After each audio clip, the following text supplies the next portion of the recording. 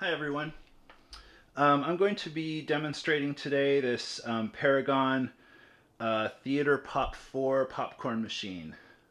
I've had it for a few months now, so I've used it quite a bit, and I really like it. It's a really impressive machine. The build quality is really off the charts. Metal. Everything is metal and glass. These are plastic. But this thing is, believe me, this thing is just rock solid. It's the very definition of theater quality. Um, I'd never owned one before, so this was a new experience to me. I was a little bit nervous about using it. I wasn't sure, how hard it would be to use or how hard it would be to clean and all that. So I'm just going to show you that really quick. And hopefully, if some of you are considering buying one of these, this will help you out. First of all, this is the 4-ounce size, and that refers to the size of the kettle. 4 ounces is plenty to make, in one shot, enough for about 3 to 4 people. Actually, when I make stuff for myself, I make the 2.5-ounce size. That works just fine in the 4-ounce kettle as well. And the other thing about it is that if you are going to occasionally need more popcorn for a larger group, it doesn't take long to make these batches, so you can make batch after batch after batch back to back, and you'll be able to make as much popcorn as you want. You can see the relative size of this thing. It sits on top of, I have it sitting on top of a little stand that it doesn't come with it, but you can buy that stand on Amazon or wherever else, and it works perfectly with it. It fits perfectly on it. It swings open and has all kinds of room for storage in there, which is really cool. And it just looks really nice, and it's really usable. And of course, you want to get it off the floor, right? So it's at a good height. What I'm going to show you is I've mostly been using these kind of packs.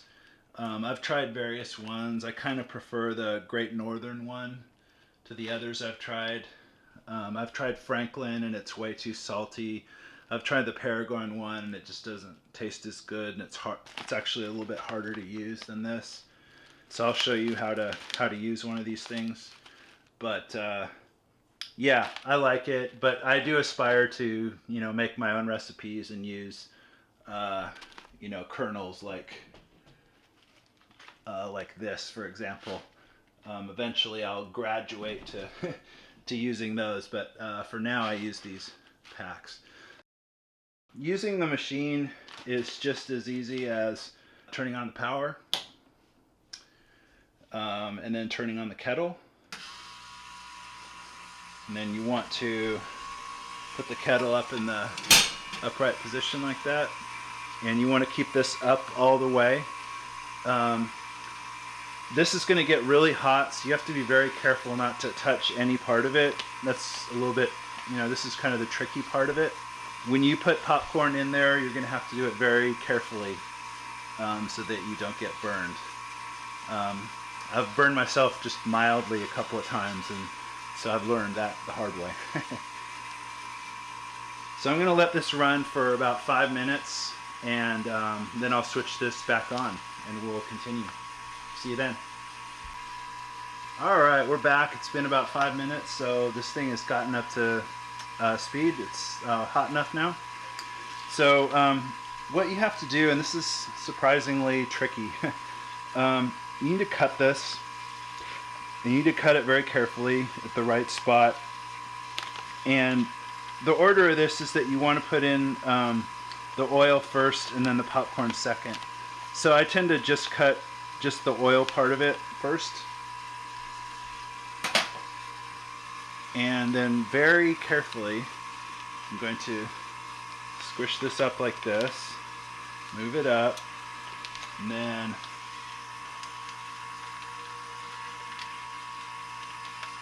alright, put it down there like that. And now I'm going to cut the other half of the pouch, which contains the kernels and the salt. So I'm just gonna cut a hole like that, and I'm gonna pour that in there now. And then I just put this down, and actually it's supposed to keep that open for circulation, so I'll keep it open. Now the strategy is that we're supposed to keep it popping as long as the pops are, you know, close together, kind of machine gun fire like. And when the pops start to slow to be, you know, a second apart or so, that's when you're supposed to put a stop to this thing and turn over the kettle and turn it off. You don't want the popcorn to be sitting in the kettle too long. That's where it gets soggy and cruddy tasting. So we'll see that in a minute.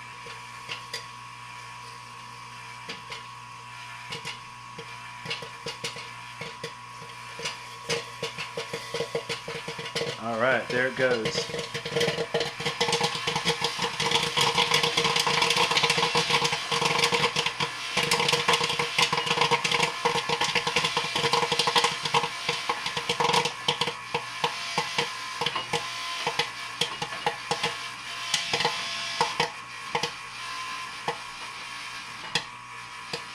All right, so that's about it. I'm gonna turn that off and push this up and turn that over and pull out all the popcorn. Yay. So that's it. It's as easy as that, and you can see nice fluffy kernels, nice flavor. Excellent popcorn.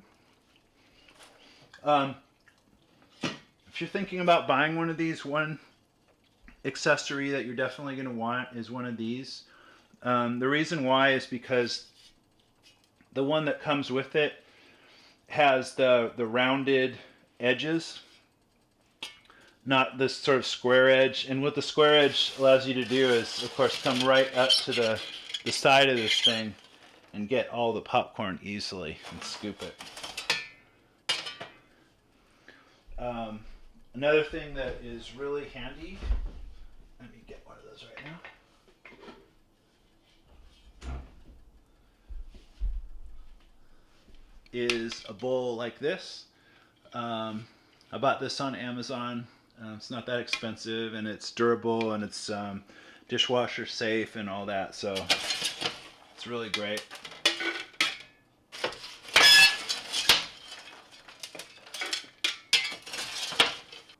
So you've made your popcorn, you and your guests have enjoyed it, you've gotten all kinds of compliments for it, but now it's time to face the music, and you got to clean up your mess. So how do you do that? So basically you just take some cleaner, and I use this New View concession and food equipment cleaner that I bought on Amazon. So you just kind of spray some of this stuff onto a little paper towel, and you just start wiping this down. And I don't know if you can see it too clearly, but there's this grid here. So all these like little pieces and the little kernels that didn't pop and stuff, I just kind of brush those over to that grate, and they fall down through the grate. And that's just an easy way to clean up a lot of them. So now you've kind of wiped down all the surface on the inside. If occasionally you might want to use a little bit of glass cleaner on this stuff. You don't need to very often, though. It actually stays pretty clean for the most part. You want to wipe down this inside part too. Make sure it's cool. It cools down before you do so, but wipe it down with your cleaner. And the same with the inside of the kettle. Not going to demonstrate that right now because it's still a little bit hot. But you're not supposed to use any kind of liquid inside the kettle. It'll ruin it.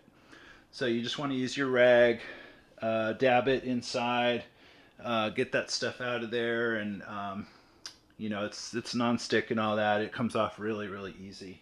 So really the cleanup of this thing is, you know, a 2 or 3 minute job tops. and everything will look ship-shape. When it's time to clean up